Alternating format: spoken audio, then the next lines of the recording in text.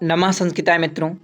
आइए आज आपको यूपी टीजीटी संस्कृत के बारे में जो कुछ महत्वपूर्ण बातें हैं वह संपूर्ण बातें आपको इसी वीडियो में मिल जाएंगी। कहीं आपको भटकने की ज़रूरत नहीं है और यह वीडियो देखने के बाद आपके जितने भी कन्फ्यूजन हैं सारे दूर हो जाएंगे।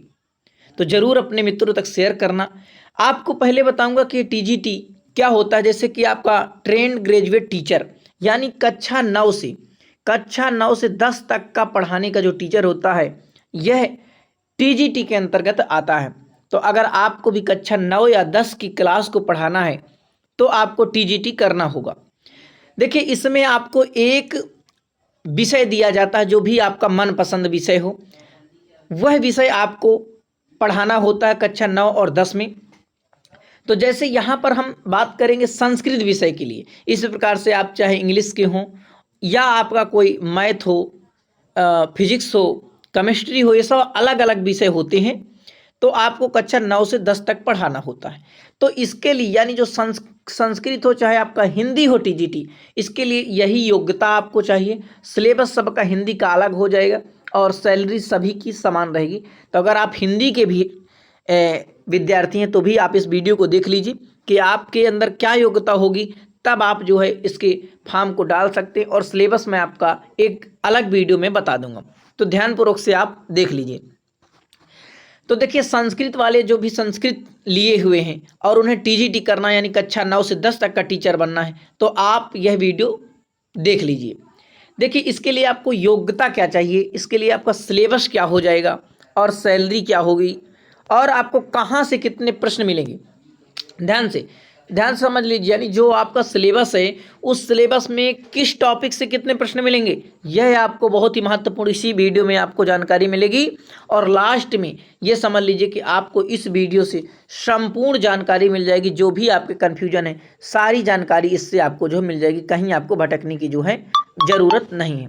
ठीक है, तो एक बार आप ध्यान से देख लीजिए। देखिए, इसके लिए आपको योग्यता यानी जो आपकी योग्यता है, इसके लिए क्या योग्यता चाहिए। तो अगर आप बीएड किए हैं, पहले आप 3 साल का ग्रेजुएशन कर लिए होंगे यानी आपका जो बीए किए होंगे, ठीक है, तो इसके बाद आपको बीएड कर लेना है। तो जो भी विद्यार्थी बीएड किए हुए हैं वह टीजीटी का फॉर्म डाल सकते हैं। ठीक है, और ये बीटीसी वाले ये जो है फॉर्म नहीं डाल सकते हैं। आप टेट किए हुए हैं, सी टेट है आपका, तो ये आपका इसमें योग्य नहीं है टीजीटी में, क्योंकि टीजीटी के लिए आपको केवल बीएड की आवश्यकता होती है और जो बीएड किए होते हैं वह जो है टीजीटी का फॉर्म डाल सकते हैं। ठीक है, ये जो आपका यहाँ पर दिखा रहा होगा ITEP, यह एक कोर्स अभी लॉन्च हुआ यानी कि 2024 में। तो ये अगर आपको शिक्षक बनना है और कक्षा 12 में हैं आप, ठीक है, कक्षा 12 में है, तो आप इसे कर लीजिए ITEP। यह जो है 4 साल का कोर्स होगा। यूट्यूब में काफ़ी वीडियो पड़ी हुई इसके बारे में, आप देख लीजिए, बहुत आपको बेहतर तरीके से मिल जाएगा। क्योंकि आज हम टीजीटी के बारे में बात कर रहे हैं, इसलिए इन सब के बारे में बात नहीं करेंगे कि बीएड कितने साल का होता है, बीटीसी कितने साल का होता है, इनका क्या सिलेबस होगा, इनके बारे में नहीं। सिर्फ आपको टीजीटी के लिए योग्यता जो आपकी बीएड की आवश्यकता होती है, वहाँ पर MA अगर आप किए हैं तो आप जो है बीएड का फॉर्म यानी ये जो आपका टीजीटी का फॉर्म है वो नहीं डाल सकते हैं। इसकी सैलरी देखिए, बात करें तो आपको टीजीटी में जैसे आप कक्षा 9 से 10 तक के टीचर बन जाते हैं तो आपको क्या सैलरी मिलेगी, वह आपको लगभग 60,209 रुपये आपके टीजीटी का वेतन मिलता है। वहीं KVS की बात करें तो 65,961 रुपये आपको मिलता है। ये जो आपका टीजीटी का बेसिक वेतन मिलता है वह 44,900 रुपये मिलता है। लेकिन उसी में से और सारी चीज़ें जो है आपकी ऐड होकर के कुल आपकी जो सैलरी हो जाती है वो 60,209 रुपये हो जाती है। तो इतना आप इसके बारे में जान लिए कि भाई इसके लिए आपको क्या योग्यता चाहिए और क्या सैलरी मिलती है। अब देखिए, ये जो टीजीटी संस्कृत का जो मैं आपको सिलेबस बता रहा हूँ उसे ध्यानपूर्वक समझ लीजिए।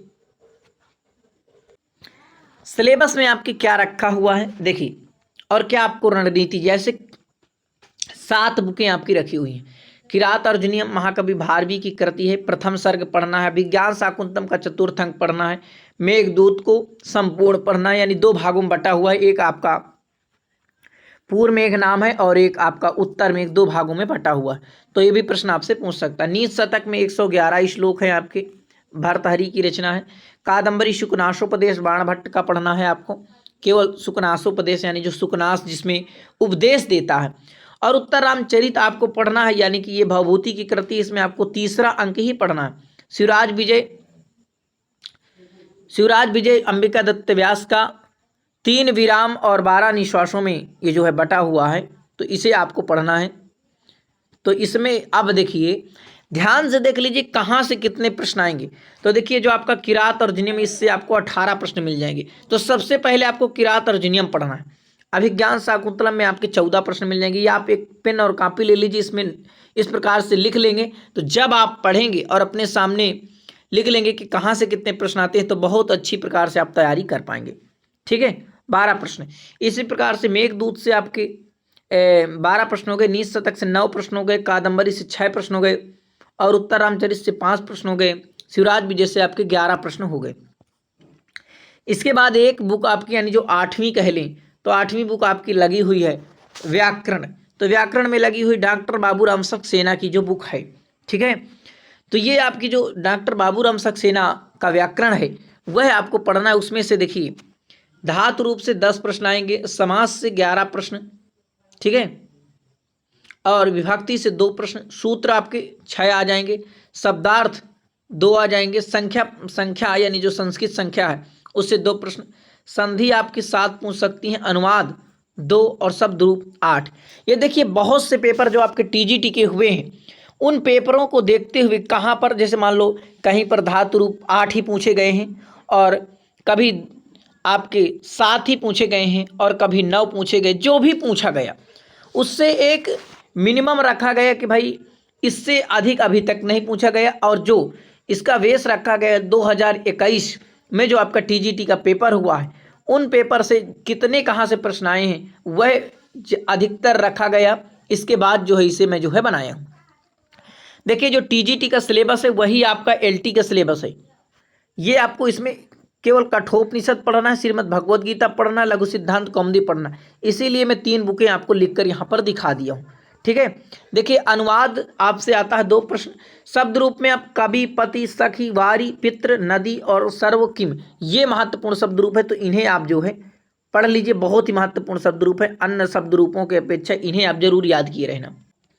और अब जो आपका टीजीटी का संस्कृत पाठ्यक्रम दिया गया है, जो निर्धारित पाठ्यक्रम है, उसमें से आपको यही पाठ्यक्रम दिया गया। आप ध्यान से देख लीजिए, इसको लिख लीजिए। देखिए मैं कहता हूं कि आप ऐसा नहीं कि कोई प्रिंट आउट निकलवा कर चिपका देते हैं, आप इसे हाथ से लिखिए तो बहुत चीज़ें आपको याद हो जाएंगी। देखिए मैं आपको संस्कृत साहित्य का गद्य पद्य एवं नाटक, यानी जो संस्कृत साहित्य का इतिहास है,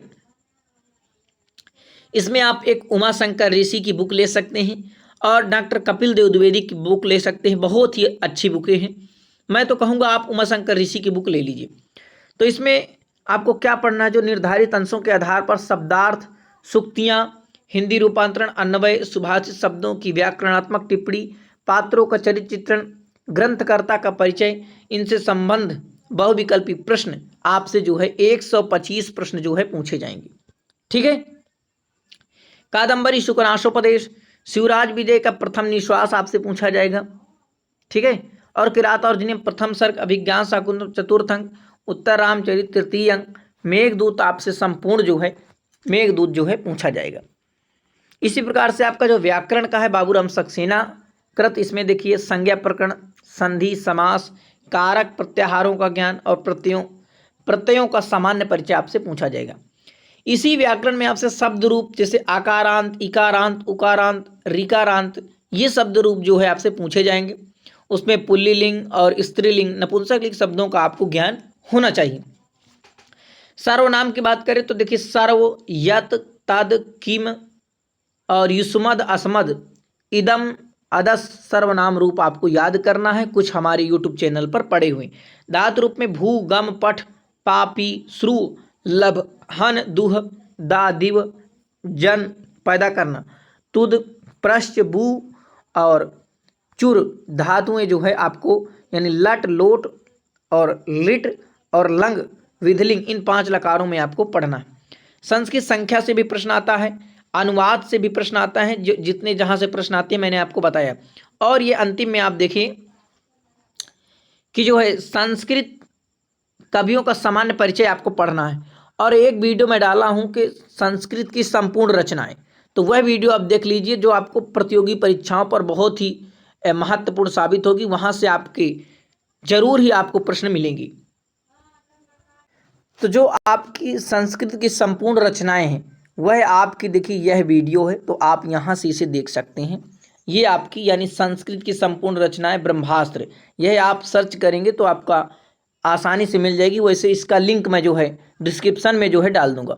आप सभी का बहुत बहुत धन्यवाद। और जो भी आपके प्रश्न रह गए हों आप ज़रूर कमेंट करके बताइए और उसका उत्तर मैं देने का संपूर्ण प्रयास करूंगा। बहुत बहुत धन्यवाद। नमः संस्कृताय।